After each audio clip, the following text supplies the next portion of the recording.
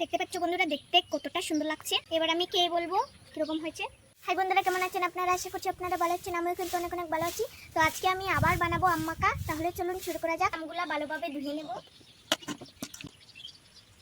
ধোয়া হয়ে গেছে, এবার কেটে নেব। কুসাটা ছাড়িয়ে নিচ্ছে, এরকম করে সবগুলার কুসা ছাড়িয়ে নেব। আমের কুসাটা ছাড়িয়ে নিয়েছি, এবার কেটে নেবে। আজকে অন্যরকম করে কাটবে, লম্বা লম্বা করে। আম কাটা হয়ে গেছে, দিয়ে দিচ্ছি লবণ, শুকনো মরিচ গুঁড়ো করে নিচ্ছে। এবার দিয়ে দিচ্ছি চাট মশলা, দিয়ে দিচ্ছি কাসুন্দি। এখন সবগুলো একসাথে মেখে নেব। আমার তো এখনই জিভে জল চলে আসছে। এবার বন্ধুরা, দেখতে কতটা সুন্দর লাগছে। এবার আমি কে বলবো কিরকম হয়েছে।